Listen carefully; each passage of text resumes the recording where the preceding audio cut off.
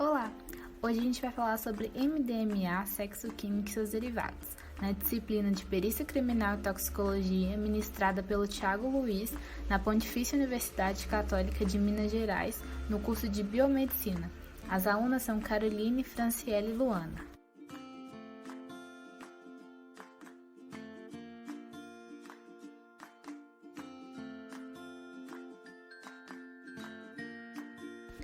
Você sabe o que significa MDMA? MDMA significa êxtase. A sua história teve origem em 1912, quando foi pedido um registro da MDMA pela empresa farmacêutica Merck. Sendo assim, ela foi patenteada em 1914 pelo laboratório Merck, na Alemanha. Só que em 1916, o alemão que sintetizou o MDMA veio a óbito, mas ele ainda não sabia do impacto que essa droga teria na sociedade.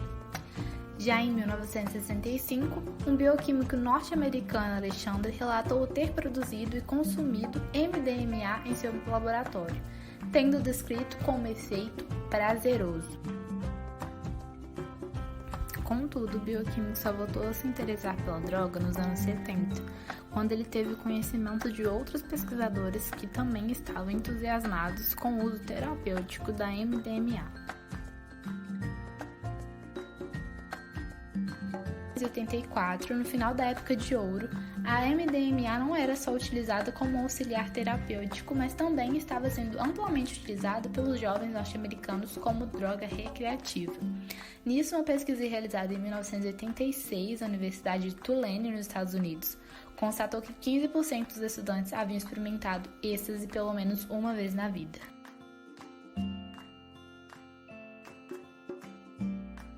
As primeiras remessas significativas de êxtase chegaram a São Paulo em 1994, vindo principalmente de Amsterdã, Holanda. Então, assim que eles começaram a ser utilizados aqui no Brasil de uma forma mais sucinta entre as pessoas. O MDMA é uma droga recreativa como uma substância psicotrópica. Essa substância é considerada uma droga que altera o sistema nervoso e seu uso comumente associado tem uma alteração no estado do ânimo do usuário. O êxtase em si, ele é um derivado da anfetamina. A anfetamina ela é uma droga sintética que estimula o sistema nervoso central. E hoje, o êxtase é conhecido como droga do amor, bala, Adam, MDM, XTC, e o grau de pureza dessa droga ela vai ser variável em função da diversificação dessa mistura com outros tipos de drogas como cafeína, LSD, anfetamina e efedrina. O êxtase, então, ele age sobre o sistema nervoso central, aumentando a secreção de serotonina, dopamina e noradrenalina em neurônios pré-sinápticos do usuário.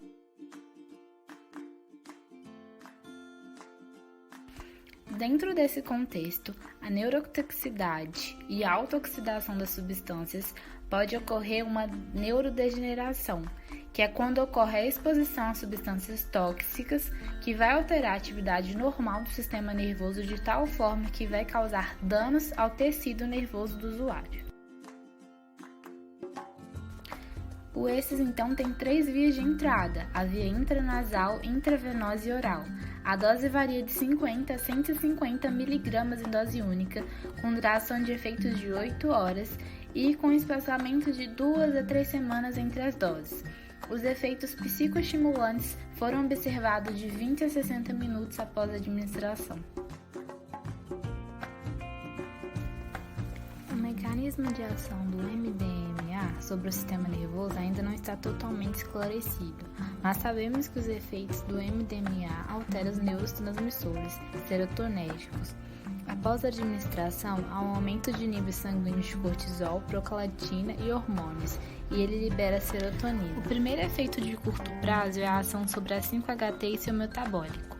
A MDMA promove a liberação de 5-HT, sendo o agonista serotonético indireto.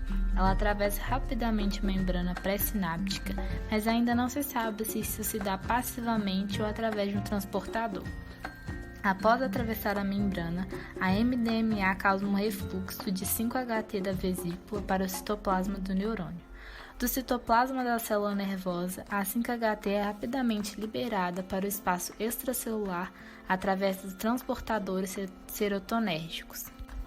A liberação de 5-HT induzida pela MDMA pode ser bloqueada por inibidores de recaptação de serotonina, por exemplo, a fluoxetina. A ação do MDMA sobre os neurônios dopaminérgicos consiste no bloqueio da recaptação do DA, ao passo que estudos em vivo mostram que poucas evidências sugerem que o MDMA causa a liberação de DA na maioria das regiões cerebrais. A eliminação ela é independente da dose que vai ser administrada pelo usuário. De 3 a 7% ela vai se tornar uma substância ativa, 28% ela vai se transformar em outros metabólicos e de 50 a 65% vai ser excretada na urina em 24 horas. Os efeitos mais comuns são aumento da atividade motora e muscular, aumento da temperatura corporal, dores de cabeça, náuseas, perda de apetite, insônia, sensação de prazer e euforia. A farmacodinâmica do êxtase foi motivo de atenção recente em razão do aumento do uso dessa droga e da impressão errônea de que a droga é segura para a população.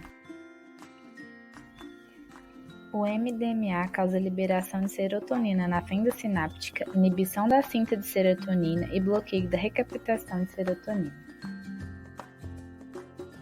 Estimulante central como a cocaína e a anfetamina, mas ao contrário dessas, ele tem um efeito alucinógeno, que faz a pessoa ver, ouvir, sentir coisas que não existem e ter delírios, como ideias falsas e até mesmo absurdas.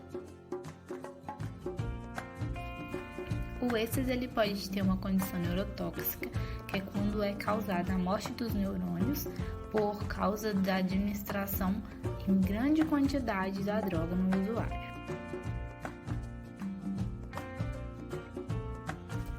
Um dos principais métodos analíticos é os testes colorimétricos, a cromatografia em camada delgada e gasosa, a espectrometria infravermelha e ultravioleta e a chapa ionizada. Alguns exames laboratoriais podem ser no paciente em si, avaliação hematológica e eletrolítica. Algumas medidas públicas e propostas para prevenção é a criação da Semana Nacional de Enfrentamento às Drogas, a promoção da participação juvenil em ações preventivas com jovens e adolescentes que muitas vezes acabam tendo um contato maior com essas drogas em uma faixa etária inapropriada para eles.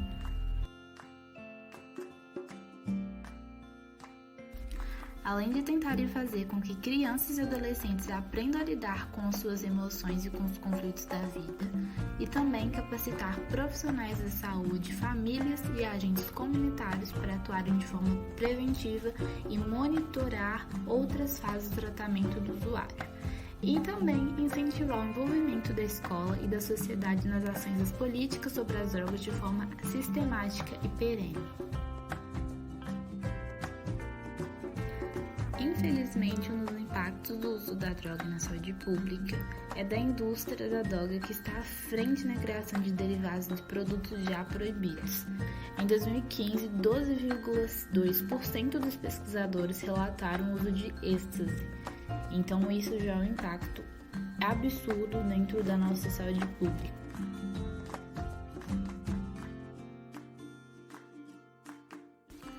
O número de usuários de êxtase triplicou entre 2013 e 2015. Muitos pediram atendimento médico de emergência com casos de overdose ou com ingestão em grandes quantidades e também com misturas com adulterantes tóxicos.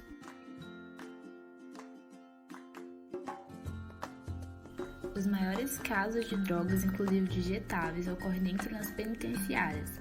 E há uma prevalência de transtornos por uso de substâncias que se mostra mais elevada na população carcerária nacional do que na população em geral. Se o usuário de êxtase, maconha, misturar drogas com Viagra, pode levar a ter um infarto fulminante. Com isso, as políticas públicas de saúde elas envolvem tanto em seus aspectos gerais, de uma estruturação do Sistema Nacional de Saúde, como também em temas temáticos específicos, como a política sobre as drogas.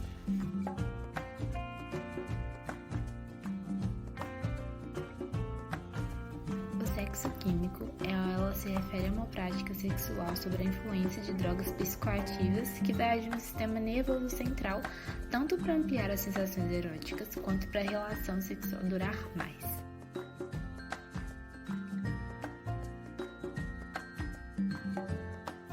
Se o usuário de êxtase, maconha, misturar drogas com Viagra, pode levar a ter um infarto fulminante. Os maiores riscos dessa prática é porque ela inibe alguns sensos importantes, como os do perigo e a responsabilidade, fazendo assim com que as pessoas se envolvam em situações de risco, até para a sua saúde.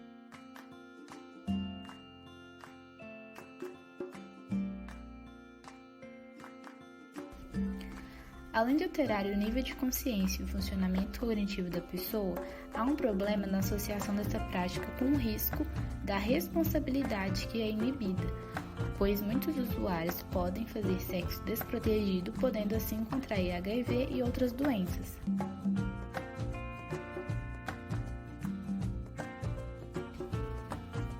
As políticas públicas do Brasil têm sofrido modificações ao longo dos anos, e tais mudanças têm sido, pelo menos aparentemente, para adequarem-se aos contextos políticos, econômicos e sociais. Com isso, neste quesito, deve haver uma política de saúde aplicada aos usuários de drogas, porque, entanto, o consumo de drogas pode causar danos à saúde, que vai ocasionar variados tipos de problemas ao usuário, induzindo também um constante uso, tornando cada vez mais dependentes.